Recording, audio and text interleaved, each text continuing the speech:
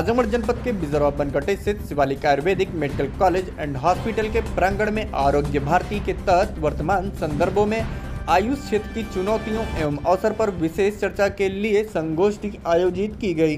कार्यक्रम में पहुंचे मुख्य अतिथि राष्ट्रीय संगठन सचिव आरोग्य भारती एवं सदस्य आयुष मंत्रालय भारत सरकार डॉक्टर अशोक कुमार वार्षड़े का विद्यालय के प्रबंधक अशोक कुमार सिंह एवं विद्यालय परिवार ने बुके, मोमेंटो और अंग वस्त्र देकर स्वागत किया। आयुर्वेद के विद्यार्थियों में आत्मविश्वास विकसित करने और उनको अपने जीवन की दिशा का निर्धारण करने में सहायता मिल सके और समाज में आयुर्वेद के प्रति एक अच्छा वायुमंडल बने, इसी उद्देश्य से इस कार्यक्रम का आयोजन किया गया है।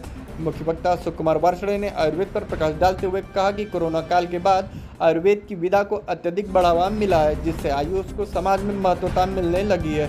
बहुत सारे रोग ऐसे हैं जिसमें दवाएं काम नहीं करती, ऐसी स्थिति में आयुर्वेद ही सहायक सिद्ध होता है। कहा कि हर पद्धति की अपनी अलग विशेषता होने के कारण जैसे एलोपैथ की अपनी विशेषता है और आयुर्वेद की एक अपनी अलग ही विशेषता है, इसके अलावा अन्य पद्धतियों की अपनी अलग अलग विशेषताएं हैं जो व्यक्ति को निरोग रखने में सहायक होती है। इसलिए वह सभी पद्धतियां उतनी ही प्रासंगिक हैं जितनी कि एलोपैथी। आयुर्वेद की चुनौतियों को अवसर में बदलने के लिए विद्यार्थी कुशलतापूर्वक अध्ययन करें। यदि आयुर्वेद ने प्रवेश किया है तो उसी में प्रैक्टिस करने का संकल्प भी लें। बहुत सारी चीज़ें ऐसी हैं जिसे सीखना अभी बाकी है और विशेषकर जो सीखा है उसे मॉडर्न टर्मिनोलॉजी में व्याख्यान करना अति आवश्यक है। विद्यालय प्रबंधक अशोक कुमार सिंह ने कहा कि शिक्षा, गुणवत्ता, रिसर्च और नौकरी के अवसर बढ़े हैं। आगे आने वाला समय बहुत ही महत्वपूर्ण है। आयुर्वेद के विद्यार्थियों में एक आत्मविश्वास विकसित हो, उनको अपने जीवन के बारे में आगे की दिशा निर्धारण करने में सहायता हो और समाज में आयुर्वेद के प्रति एक अच्छा वायुमंडल, सकारात्मक वायुमंडल बने, इसी को ध्यान में लेकर यह कार्यक्रम आयोजित था।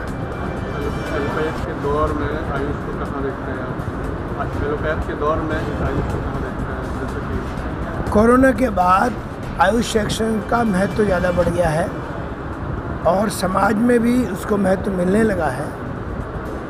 बहुत सारे रोग ऐसे हैं कि जिनके लिए दवा नहीं हो सकती, उसमें आयुर्वेद ही सहायक है और इसलिए हर पद्धति की अपनी विशेषता होने के कारण से एलोपैथी की अपनी विशेषताएं हैं और आयुर्वेद की अपनी दूसरी विशेषताएं हैं। इसके साथ ही साथ दूसरे अन्य भी ऐसे पद्धतियां हैं जिनकी और भी कुछ विशेषताएं हैं। तो सभी पद्धतियां व्यक्ति के स्वास्थ्य को ठीक रखने के लिए सहायक है और इसीलिए वे सभी भी उतनी ही प्रासंगिक है जितनी कि एलोपैथिक पद्धति प्रासंगिक है। आयुष की जो चुनौतियाँ उसको अवसर में किस प्रकार बदला जाए? विद्यार्थी कुशलतापूर्वक मेहनत से पढ़ाई करें। आयुर्वेद में अगर प्रवेश लिया है तो आयुर्वेद में प्रैक्टिस करने का संकल्प लें। बहुत सारी चीज़ें हैं कि जिसमें उनको सीखना अभी बाकी है।